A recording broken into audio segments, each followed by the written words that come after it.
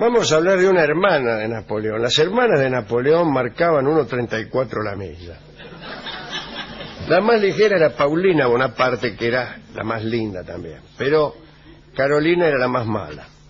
Carolina Murat, porque estaba casada con el mariscal Murat, que era uno de los militares que secundaban a su hermano. Así que vamos a ubicarnos en Francia. Napoleón era ya emperador. En el año 1806 Napoleón otorgó el reino de Holanda a su hermano Luis. Y Carolina, que también era hermana del emperador, tuvo un violento ataque de celos.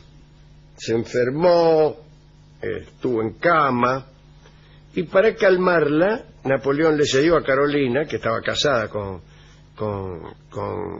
Joaquín Murat, el mariscal, le concedió, el ducado de Berg y Cler, 2 ducados. Pero Carolina se indignó todavía más, porque ella quería ser reina, quería recibir los homenajes del pueblo, regalar órdenes o dignidades a sus amantes y utilizar a su provecho el tesoro del Estado que le tocara en suerte. Bueno, a principios de 1807, una noticia falsa dio a Carolina una idea. Parece que llegó un rumor de que Napoleón había sido herido en batalla. Y Carolina se preguntó de qué modo ella podía sucederlo si Napoleón resultaba finalmente muerto en alguna batalla. Estaba en aquel momento luchando en Prusia, Napoleón. Ella sabía, Carolina, que los otros hermanos ya estaban designados por Napoleón en algunos cargos sucesorios, y algunos eran ya reyes de países que él había conquistado, etc. Pero ella quería apoderarse de la corona sin seguir la línea legal que había establecido Napoleón. Y habiendo leído algunos libros de historia, llegó a la conclusión de que el único modo de hacerse de un imperio sin respetar la sucesión era dando un golpe de Estado. Entonces planeó un golpe de Estado. Sí, señores. Pero para triunfar necesitaba asegurarse la colaboración de algún general importante que tuviera, que fuera muy popular entre el ejército, etcétera. Y pensó en Junot. Junot era el gobernador de París, un estrecho colaborador de Napoleón. Y Carolina, que estaba segura de su atractivo, que también era muy linda, lo invitó a su palacio. La idea era seducirlo redondamente para que, en el caso de morir Napoleón, ella pudiera quedar bien posicionada y tramar el golpe. Y entonces se le presentó a Junot con un escote que parecía un escaparate, una vidriera. Su busto, ¿qué tal?, estaba expuesto como sobre un plato. Hizo enrojecer a Junot con unas miradas inmodestas y finalmente lo arrastró hasta un lecho que había por allí. Junot, lejos de sospechar el plan, se puso muy contento, imagínate. Ella le decía todo el tiempo que era un amante maravilloso, que volviera a verla cuando le diera la gana, y Junot se fue y regresó a las 2 horas. Era casado Junot. Era casado, la mujer me parece que se llamaba Laura Junot. Pero parece que había otra mujer que había tenido la misma idea que Carolina. Y esta mujer era nada menos que la esposa del emperador, Josefina, que ya no andaba bien con su marido y sospechaba que podía ser repudiada en cualquier momento. Josefina había imaginado que el sucesor de Napoleón, si es que Napoleón moría por alguna acción de guerra, debía ser su hijo de un matrimonio anterior. Ella no tenía hijos con Napoleón. Y pensó en su propio hijo, Eugenio Beauharnais, seguramente. Para tener éxito, Josefina también pensó en un golpe de Estado y en ganarse la colaboración de Junot, que, en tanto que era gobernador de París, tenía a su disposición una guarnición muy importante. Y entonces lo invitó a cenar, Josefina también, y le expuso con toda franqueza su proyecto, mientras que Carolina no le dijo nada. Ese fue un error, porque Junot tenía una genuina admiración por Napoleón. Entonces le dijo a Josefina que el orden sucesorio ya había sido determinado y se fue, medio enojado. Josefina, rechazada en sus ambiciones, no lo molestó más. Después de aquella cena frustrada, Junot, escandalizado, ¿qué hizo? Corrió hacia su nueva amante, Carolina, y lo contó todo. Le dijo, mirá lo que hizo esta, que era justamente lo que quería hacer Carolina. Carolina se enteró entonces de que tenía una rival, y que Junot también supo, sería difícil de convencer para llevar a cabo su plan. De todos modos, siguió amándola, siguió amándolo, para ganarse su corazón y para tenerlo dócil en el momento indicado. Los encuentros entre ambos fueron cada vez más frecuentes. Todas las noches el gobernador salía de su despacho y llegaba a los aposentos de Carolina, que lo esperaba con unos trajes escalofriantes. Ella preguntaba con falsa angustia si se habían recibido noticias de Napoleón.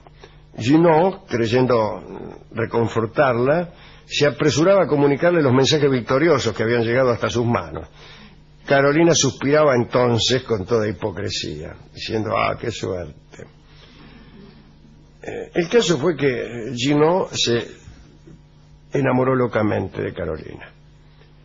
Ella se dio cuenta y estuvo a punto de contarle sus planes verdaderos, pero algo vino a frustrarlo todo.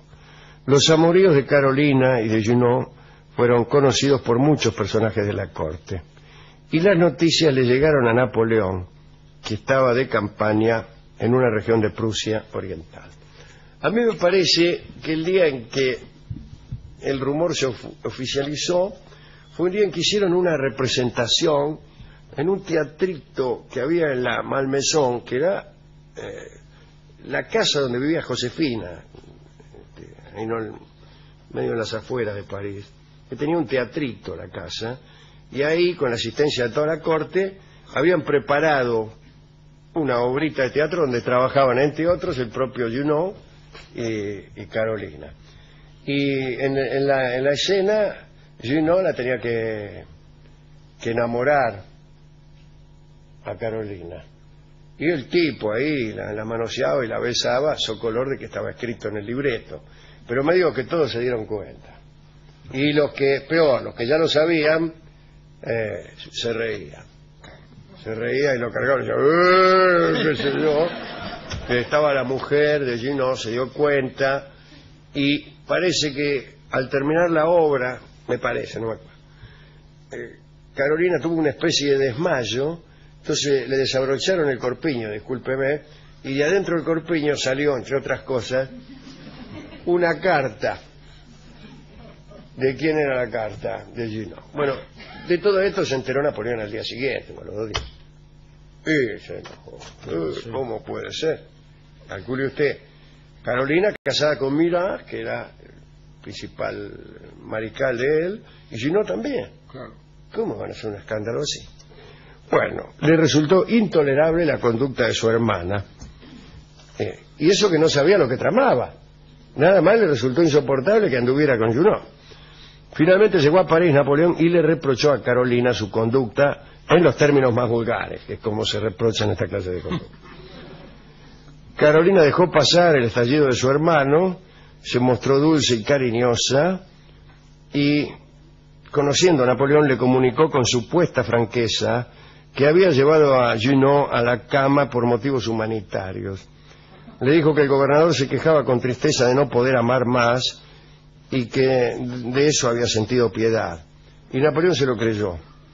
Quedó estupefacto y maravillado al mismo tiempo, dice la crónica. Desde aquel día concibió la más alta idea de la capacidad solidaria de su hermana y la felicitó por ayudar a un amigo. Carolina salió indemne, pero Junot no. Para que esos amores no continuaran, Napoleón lo mandó a dirigir operaciones militares en Portugal. Y Junot aceptó las órdenes de su jefe y abandonó París en agosto de 1807. Algunos dicen, yo sabía quién, que en realidad Carolina Murat fue la causa primera y última de la caída de Napoleón. Porque claro, hay unas conjeturas. La primera es que Junot era un general extraordinario y fue reemplazado por otro tipo que se llamaba Thibaut, algo así, que era pésimo, y que perdió algunas batallas decisivas con los ingleses, pero hubo un montón de cosas que ocurrieron que no hubieran ocurrido de no haber sido relevado Junot, de no haber sido enviado a Portugal, como por ejemplo la evacuación de Portugal o la rebelión de España en 1808, bueno, todo eso. Cosas que precipitaron la caída de Napoleón. Así que mirá qué mala que era esta Carolina, que por otra parte no renunció a sus ambiciones, ¿no? Porque poco después buscó otro amante poderoso para que la ayudara. Bueno, pero esta es otra historia que ya la vamos a contar. Esta de hoy terminó. La familia de Napoleón era una desgracia. Era una desgracia, pero bueno. El Junot este era bueno. Incluso Napoleón un día se quiso levantar a la mujer de Junot, a Laurita Junot, que no me acuerdo cómo se llamaba de nombre. Bueno, pues, él digo, Junot. Se había agarrado la costumbre de hacerse leer las cosas por la mujer de Junot. La llamaba todas las mañanas a su habitación e incluso antes de levantarse él en la catrera, la mina le leía las cartas más urgentes. Y por ahí se le pasó por la cabeza y no pasó nada. No pasó absolutamente nada. Pero igual el matrimonio Junot medio patinó muy fiero porque este romance del pobre gobernador de París con la hermana del emperador lo conoció todo el mundo y la gente se moría de risa con eso, ¿no? Bueno, vamos a... Y está bien, me gustó, qué lástima que era mentira, ¿no? Esto de la piedad de Carolina por Junot, que le dio bolilla por piedad. Así que yo dedicaría esta charla a las mujeres piadosas, porque a mí no me han amado otra clase de mujeres.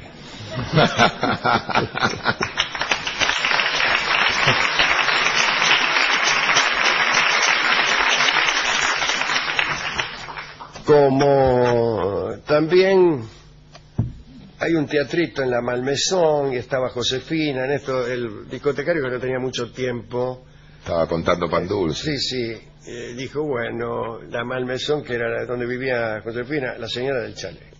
La señora del chalet. Y me encajó una milonga muy linda que se llama La señora del chalet, muy pertinente para recordar a Josefina, que también tenía la idea de hacer un golpe de Estado para no ser repudiada, como después lo fue, evidentemente.